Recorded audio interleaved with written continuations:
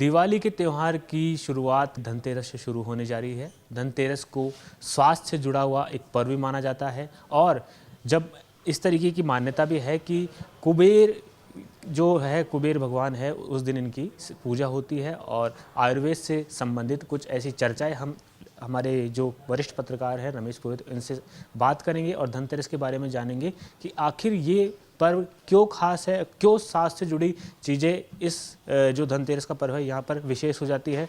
रमेश जी, आपका बहुत बहुत स्वागत है। धनतेरस का तमाम जो मान्यता है उसके अनुसार पौराणिक मान्यता ये भी है कि स्वास्थ्य से जुड़ा हुआ एक त्यौहार भी है, तो उसको लोगों तक ये बात पहुंचाने के लिए, क्योंकि आजकल की जो नौजवान पीढ़ी है वो इस बारे में कम अवेयर है, तो उसके बारे में आप ये बताइए कि धनतेरस कैसे एक अपने स्वास्थ्य या शरीर से जुड़ा हुआ पर्व भी माना जाता है।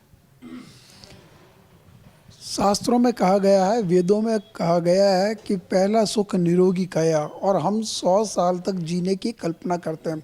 जब हम 100 साल तक जीने की कल्पना करते हैं, उसके अनुसार हम आचरण और व्यवहार करते हैं, तो निश्चित रूप से पहला जो सुख माना गया है वो स्वास्थ्य को ही है। इसीलिए बार बार कहा जाता है, और ये बुज़ुर्गों ने, मतलब घर में दादी नानी या किसी भी बुज़ुर्ग से यही सुना गया है कि पहला सुख निरोगी काया, दूसरा सुख घर में धन और माया। तो धन और माया की जब हम बात करते हैं तो वो दूसरा सुख मतलब स्वास्थ्य के बाद में आता है। लिहाजा हम सबसे पहले, जब हमारा जो शरीर ठीक होगा, हम स्वस्थ रहेंगे, चुस्त और तंदुरुस्त रहेंगे, तो बाकी के जो सारे कामकाज है, लौकिक व्यवहार में जो कामकाज होते हैं, वह जीवनचर्या किस तरह से चलानी चाहिए, वो सारी सुगम हो जाती है, आसान हो जाती है जब आपका स्वास्थ्य ठीक रहता है। और हम धनतेरस को जो है भगवान धन्वंतरी का आह्वान करते हैं, हम धन्वंतरी की पूजा करते हैं। और धन्वंतरी वह देवता है जो कि जो है सागर मंथन में जो अमृत कलश लेकर के प्रकट हुए थे, और उस अमृत कलश के जो है देवताओं ने पिया, और उस देवताओं ने पीने के बाद में दानवों का जो है संहार किया। लिहाजा हम अब जब हम अच्छाई और बुराई की बात करते हैं, देवता और दानवों की बात करते हैं, यह जो संघर्ष अंदर भी चलता है, आपके मानसिक स्तर पर भी चलता है। तो हम किस तरह से शारीरिक रूप से ठीक रह सकें और स्वस्थ अच्छा रख सकें। स्वस्थ दो तरह से ठीक है, एक तो क्या है कि शारीरिक रूप से आपको स्वस्थ रहना है, दूसरा कि मानसिक रूप से भी स्वस्थ रहना है। आजकल जिस तरह की बीमारियां जो चल रही है, लोग बाग ज़्यादातर मानसिक रूप से बीमार होते जा रहे हैं, और वो जो मानसिक से जो बीमारियां पैदा होती है वो शरीर को नुकसानदेह है। तो आप किस तरह से रहना चाहते हो, ये सबसे बड़ी बात है। और हम जो है स्वास्थ्य की जब बात करते हैं तो उसमें आयुर्वेद का एक सबसे बड़ा महत्व है। हालांकि इलाज की विभिन्न पद्धतियां हैं, उसमें आयुर्वेद को सबसे जो है सर्वश्रेष्ठ माना गया है इलाज की दृष्टि से। और भगवान जो धन्वंतरी है वो आयुर्वेद, उनके एक हाथ में जो है पुस्तक आयुर्वेद की भी है। तो आयुर्वेद के अनुसार जो है आपकी जीवनचर्या हो, कार्य व्यवहार हो, तो हम स्वस्थ रह सकते हैं। और इस तरह से धन्वंतरी मतलब धनतेरस को निश्चित रूप से अब आजकल की परंपरा में और बदलते जो जीवन शैली है उसमें है, धनतेरस को हमने सिर्फ और सिर्फ कुछ खरीदारी के लिए इस तरह से हमने मान रखा है कि धनतेरस को जो भी चीज़ें खरीदते हैं, वो चाहे वो आपके ज़रूरत का निश्चित रूप से ज़रूरतें होती है तो उनको पूरा करना पड़ता है, लेकिन इसके साथ साथ में आप वो तभी आपको अच्छा लगता है जब आप मन से और तन से स्वस्थ रहें, तो खरीदारी भी ठीक लगती है।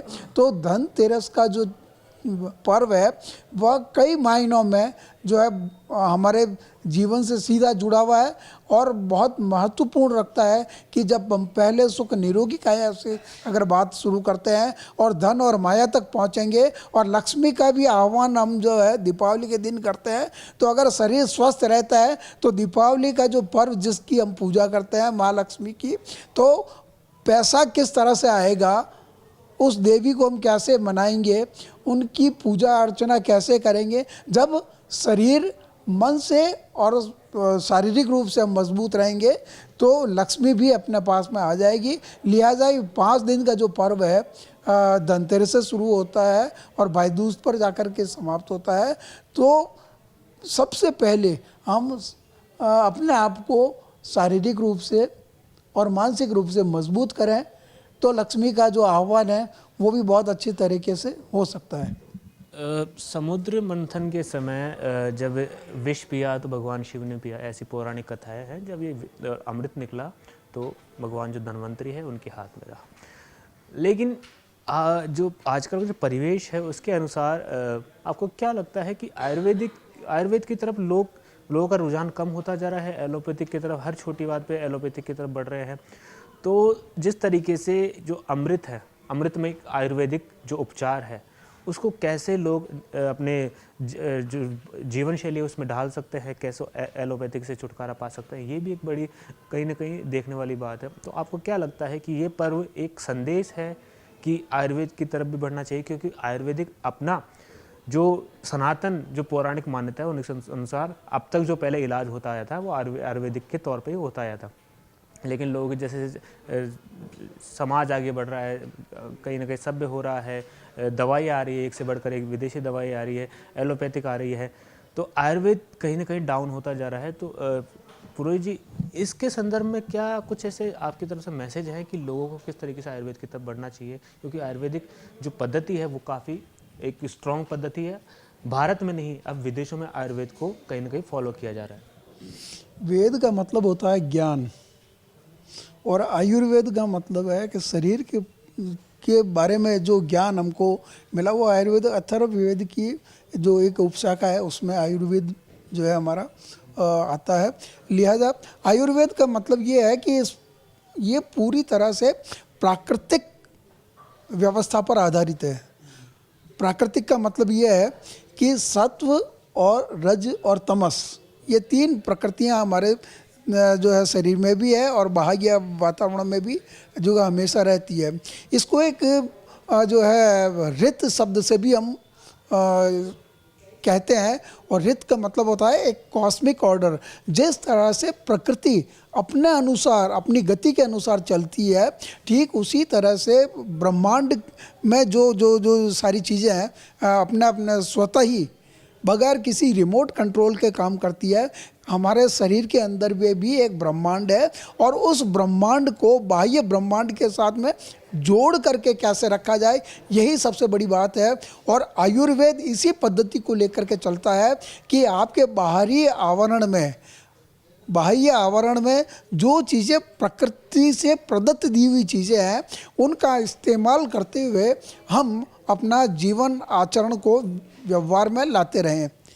सत्व, रज और तमस, ये 3 जो चीज़ें हैं ये साम्य अवस्था में रहती है तब प्रकृति का लिए। प्रकृति क्या है? लोग बाग नेचर को कहते हैं कि पर्यावरण है और वो तो है ही है, लेकिन प्रकृति शब्द का मतलब ये है कि सत्व, रज और तमस, इन तीनों की जो साम्य अवस्था कहलाती है वो प्रकृति कहलाती है। अब ये बाहर भी दिखाई देता है, हमारे मतलब जगत में भी दिखाई देता है और अंदर भी दिखाई देता है। अंदर जब किसी भी व्यक्ति के, अब कहते हैं कि बीमार कैसे होता है, तो आपकी जो प्रकृति है वो अगर इम्बैलेंस हो जाती है तो अब व्यक्ति बीमार पड़ता है। अब कैसे पड़ता है कि सत्व पॉजिटिव डायरेक्शन में होता है, रजस जो है न्यूट्रल होता है और तमस जो है नेगेटिव एनर्जी के रूप में काम करती है। तो इन तीनों की समान अवस्था में अगर रजस जो तत्व है वो अगर आपके सत्व गुण के साथ में अगर होता है तो वो पावरफुल हो जाएगा, और अगर वो तमस के साथ में पावरफुल होता है तो तामसिक प्रवृत्तियाँ ज़्यादा हो जाएगी। तो लिहाजा आपके शरीर में, आपके दिल और दिमाग में कौन सी प्रवृत्ति किस समय हावी होती है वो उसके अनुसार वो रिजल्ट देती है। अगर आप जो है सात्विक गुणों या सात्विक प्रवृत्ति के आधार पर काम करते हैं, सोचते हैं, विचारते हैं और काम भी करते हैं, आचरण में भी लाते हैं, तो आपका जो काम है वह सात्विक गुणों से होने के कारण से वो पॉजिटिव डायरेक्शन में जाएगा। मतलब सफलता की जो है संभावना ज़्यादा दिखती है।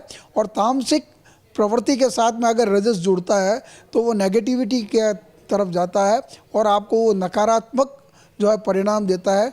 इसी कारण से आप जब बीमार पड़ते हैं तो शरीर के अंदर कौन सी प्रवृत्ति किस समय हावी होती है उसके अनुसार आपका जो है शरीर रिएक्ट करता है। अब आपने कहा आयुर्वेद की बात, तो निश्चित रूप से आयुर्वेद जो है प्राकृतिक अवस्थाओं को लेकर के काम करता है, व्यवस्थाओं को लेकर के काम करता है। तो आप धन्वंतरी आयुर्वेद को लेकर के जो सामने है, और आपने एक अमृत का भी बात कही, तो अमृत और विष ये दो चीज़ें भी समान तरीके से चलती रहती है। आपको कौन सी चीज़ चाहिए होती है कि आप अमृत पीते हुए उस रास्ते पे जाओगे या विषपान करते हुए दूसरे रास्ते पे जाओगे, यह आपको खुद को सोचने की बात होती है। और धन्वंतरी तो हमेशा प्रत्येक क्षण आपके सामने खड़े हैं, बस सिर्फ एक आह्वान करो उनको तो वो आपके पास में आएंगे और आपको अमृत जो कलश उनके हाथ में है वो प्राण कराएंगे। तो निश्चित रूप से आप जो है 100 साल जीने की जो कल्पना हम लेकर के चलते हैं वह निश्चित रूप से पूरी होगी आपकी। तो ये थे रमेश पुरोहित जी। इन्होंने बताया कि पहला सुख निरोगी काया के तहत धनतेरस का पर्व मनाना चाहिए, क्योंकि अगर शरीर स्वस्थ है तो लक्ष्मी का भी आगमन होता है, और शरीर ही स्वस्थ नहीं है तो इंसान कुछ भी करने में सक्षम नहीं रहेगा।